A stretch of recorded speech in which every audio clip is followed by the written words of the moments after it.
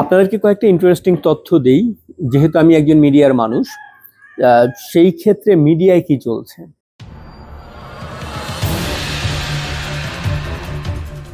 শুরুটা করি একটা চমৎকার তথ্য দিয়ে।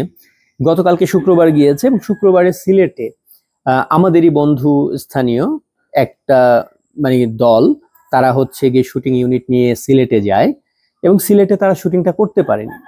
সিলেট থেকে শুটিং না করে তারা ঢাকায় ফিরেছে। গতকাল রাতে আমার সঙ্গে কথা হচ্ছিল, পরে তারা বলছিল যে ওখানে তৌহিদি জনতা নামে কিছু মানুষ, তারা হচ্ছে গিয়ে বাধা দিয়েছে, শুটিং করতে দেবে না, কারণ শুক্রবার হচ্ছে গিয়ে পবিত্র দিন, শুক্রবারে কোনো শুটিং চলতে দেয়া হবে না। তো এই যুক্তিতে তাদেরকে একরকম মবের মাধ্যমে হেনস্থা করা হয়, সেখানে আর্টিস্ট যারা ছিল তাদেরকে হেনস্থা করা হয় এবং হেনস্থা করে তাদেরকে সিলেট থেকে ঢাকায় ব্যাক করতে বাধ্য করা হয় গতকাল শুক্রবারে। তো বাংলাদেশে শুক্রবারে শুটিং নিষিদ্ধ হয়ে যাচ্ছে এখন।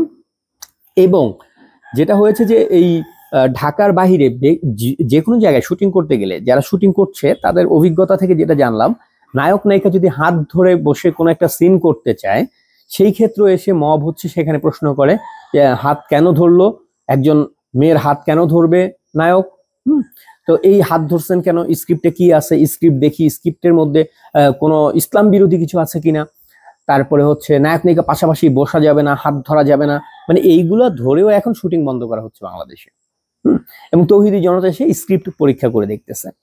তো আপনাদের মনে থাকবার কথা, আজকে যিনি সাংস্কৃতিক উপদেষ্টা হিসেবে বসে আছেন মোস্তফা সরোয়ার ফারুকী, যিনি মন্ত্রীর পদ দখল করে বসে আছেন জুলাই আন্দোলনের সময় তিনি বাংলাদেশে না থাকলেও তিনি তখন ছিলেন অস্ট্রেলিয়াতে, কিন্তু তারপরে এসে লিয়াজো করে তার আওয়ামী লীগ বিরোধী বিভিন্ন কথাবার্তা বলে, স্বাধীনতা বিরোধী কথাবার্তা বলে, মুক্তিযুদ্ধের বিরুদ্ধে কথা বলে জামায়াতকে উনি এতটা সন্তুষ্ট করতে পেরেছে যে জুলাই আন্দোলনে না থাকার পরেও তাকে মন্ত্রী বানানো হয়েছে। তো সেই সারোয়ার ফারুকীর হাত ধরে কিন্তু বাংলাদেশের ইন্ডাস্ট্রিতে এই যে মনে করেন লিটনের ফ্ল্যাট, এই যে পরকীয়াকে একটা আর্টের জায়গায় নিয়ে আসা, গালাগালি করা, এগুলো সব কিন্তু বাংলা নাটকে শুরু হয়েছে সারোয়ার ফারুকীকে নিয়ে। এবং সারোয়ার ফারুকী এগুলো শুরু করেছে এবং সেই সময় এটাকে ধরেন স্বাভাবিক বা সাধারণ মানুষের মুখের ভাষা হিসেবে তারা ব্যবহার করেছে। আইসি খাইসি এগুলো করে টোরে সিনিয়র অনেকের সমালোচনার মুখে পড়েছে সারোয়ার ফারুকী। কিন্তু সেই সময় কিন্তু এই গালাগালি, হাত ধরাধরি, লিটনের ফ্ল্যাটে যাওয়া, এই যে তুমি আমাকে নাগাইতে দিবা, এই টাইপের কন্টেন্ট বানাই কিন্তু সারোয়ার ফারুকী বাংলাদেশের জনপ্রিয়তা পাইছে। তার জনপ্রিয়তা পাইয়া আজকে সে মন্ত্রী হয়ে গেছে। তার এই সময় এখন এসে হচ্ছে গিয়ে নায়ক নায়িকার হাত ধরার উপর নিষেধাজ্ঞা আসতেছে, শুক্রবারে শুটিং করা যাবে না সেটা নিষেধাজ্ঞা আসতেছে। সারোয়ার ফারুকী কি করতেছে? সারোয়ার ফারুকী কি এইগুলোর ব্যাপারে কিছু করতেছে? সারোয়ার ফারুকী করতেছে না তা না। আপনারা জানেন যে জুলাইতে যেই তথাকথিত আন্দোলন, যেই মেটিকুলাস প্ল্যান যেটা ঘটলো, সেটার বিরুদ্ধে শুধুমাত্র ডকুমেন্টারি বানাবার জন্য মন্ত্রণালয়ে উপদেষ্টাদের যে সেখানে বসে সারোয়ার ফারুকী সবাইকে এইটা বুঝিয়েছে, যেহেতু খুবই ক্রিটিক্যাল মাইন্ড, খুব বড় রকমের ক্রিমিনাল, ও হচ্ছে এইটা বুঝাইছে যে যদি জুলাই আন্দোলনের উপর অন্তপক্ষে 20টা ডকুমেন্টারি না করা থাকে তাহলে ইতিহাস হারায় যাবে, আগামী প্রজন্ম জানবে না আমরা কিরকম বিপ্লবটা করেছিলাম। হ্যাঁ, এই জন্য আমাদের পার্সপেক্টিভ থেকে কিছু কিছু ডকুমেন্টারি বানানো দরকার, এই জন্য আমার জরুরি বাজেট দরকার। সেইখানে সারোয়ার ফারুকী নামে বাজেট পাস হয়েছে 200 কোটি টাকা। এই 200 কোটি টাকা সারোয়ার ফারুকীকে দেওয়া হয়েছে শুধুমাত্র ডকুমেন্টারি বানাবার জন্য, যেগুলো আপনারা দেখতেছেন এক এক জায়গায় জায়গায় ওই প্রধান উপদেষ্টার পেজ, এই পেজ সেই পেজ থেকে শেয়ার হয় 2 দিন পর পর। এই ডকুমেন্টারির জন্য সারোয়ার ফারুকী 200 কোটি টাকার বাজেট নিয়েছে। এই 200 কোটি টাকায় বাজেটে কারা লাভবান হয়েছে? বাংলাদেশের সব জায়গায় শুটিং বন্ধ, শুটিং করতে গেলে মবের মধ্যে পড়তে হচ্ছে। 2-1জন ডিরেক্টর, 2-1টা প্রোডাকশন হাউস ছাড়া কেউ কাজ করতেছে না। এই জায়গাটা দাঁড়িয়েও সারোয়ার ফারুকীর রমরমা ব্যবসা চলছে। সারোয়ার ফারুকী এই জুলাইয়ের মন্ত্রী হিসেবে দায়িত্ব নেওয়ার পরে 4টা প্রোডাকশন হাউস করেছে, যেগুলোর একটাও সে সরাসরি নিজের নাম নাই। আমি আপনাদেরকে গ্যারান্টি দিয়ে বলতেছি, সারোয়ার ফারুকী তার ছবি আলের বাইরে আরো 3টা প্রোডাকশন হাউস দাঁড় করাইছে।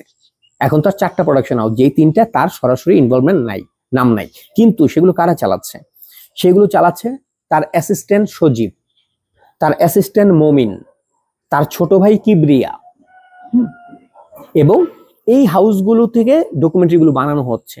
এই যে জুলাই আন্দোলনের ডকুমেন্টারি যেগুলো হচ্ছে, প্রত্যেকটি 200 কোটি টাকা সারোয়ার ফারুকীর ব্যক্তিগত পকেটে। অন্য কেউ এই ইন্ডাস্ট্রিতে যারা দীর্ঘদিন কাজ করতেছে কেউ একটা কাজ পায় নাই, কাউকেই কোনো কাজ দেওয়া হয় নাই। পুরো ইন্ডাস্ট্রি কাজ ছাড়। আপনি দেখছেন কয়েকদিন আগে একজন নায়িকা পোস্ট দিচ্ছে যে আমরা চোখ লজ্জায় কিছু বলতে পারি না, যে আমাদের কাজের এমন অবস্থা হয়েছে, আমাদের দিন আনি দিন খাই অবস্থাও এখন হুমকির মধ্যে, কিন্তু আমরা লজ্জায় কিছু বলতে পারি না যেহেতু আর্টিস্ট। এখন সারোয়ার ফারুকীর নিজের বানানো 4টা প্রোডাকশন হাউস, সেখান থেকে তার অ্যাসিস্ট্যান্ট সজীব, মমিন এবং কিবরিয়া তার ছোট ভাই, তারা লুটপাইটা করে কাজ করতেছে। এবং ইন্টারেস্টিং ব্যাপার, এই কাজগুলো যে ছবিয়ালের ব্যানারে হচ্ছে, মানে সারোয়ার ফারুকী কতটা ক্রিমিনাল হইতে পারে, এই ডকুমেন্টারিগুলো নিয়ে একটা শব্দ কিন্তু তার ছবিয়াল পেজে দেখবেন না। ছবিয়াল এইগুলোর ব্যাপারে একটা কথা বলে না। ছবিয়াল বানাচ্ছে কিন্তু কথা বলে না, কারণ তাহলে ট্যাগ হয়ে যাবে যে সারোয়ার ফারুকী এগুলো বানাচ্ছে। সারোয়ার ফারুকী নিজের নামে 4টা প্রোডাকশন হাউস করেছে, একটু খবর নিয়ে দেখেন। তার প্রোডাকশন হাউসগুলো আমি নামগুলো বলে দিলাম, তার অ্যাসিস্ট্যান্ট মমিন, তার অ্যাসিস্ট্যান্ট সজীব, তার ছোট ভাই কিবরিয়া। এই 3 জনের বাইরে ইন্ডাস্ট্রির কেউ কাজ পায়নি, অথচ সরকারি ফান্ডে 200 কোটি টাকা দিয়ে এই কাজগুলো করা হচ্ছে।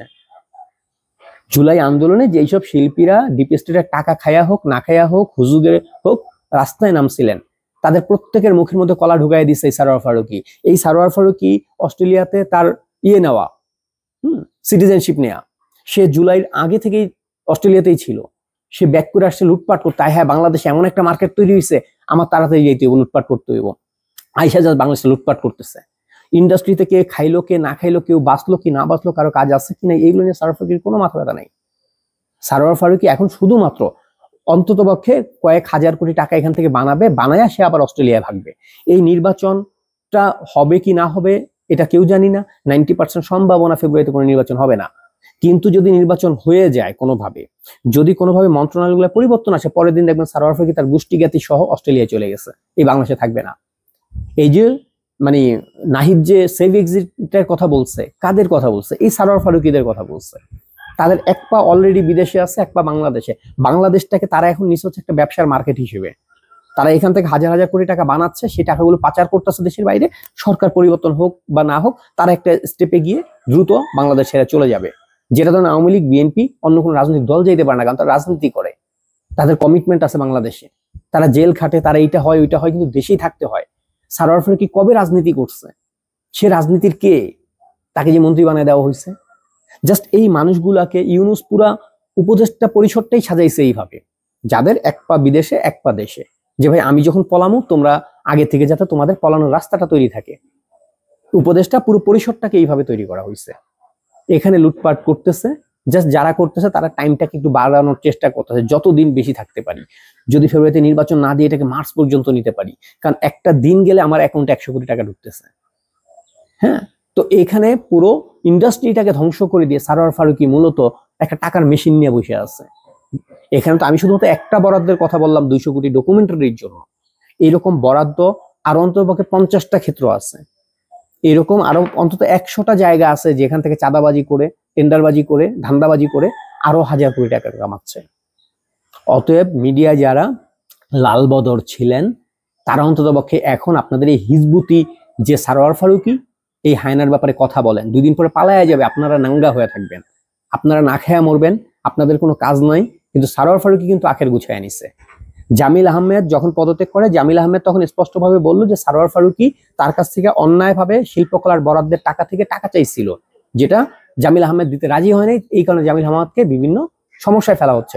এমন একটা স্টেটমেন্ট দিয়ে জামিল আহমেদ পদত্যাগ করলো। তারপর কেউ কেন প্রশ্ন করলো না যে তাহলে সারোয়ার ফারুকী কেন অন্যায়ভাবে জামিল আহমেদের কাছে টাকা চাইল? কেউ প্রশ্ন করলেন না আপনারা? আপনাদের তখনও মনে হয় নাই সারোয়ার ফারুকী কি করতেছে? আজকে আমার কথাগুলো ভালো লাগবে না আপনাদের মিডিয়ার মানুষ?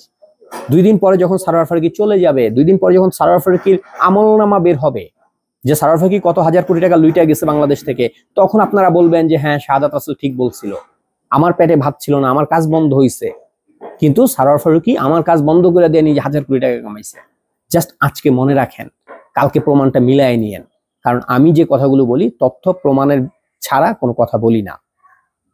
ধন্যবাদ সবাইকে।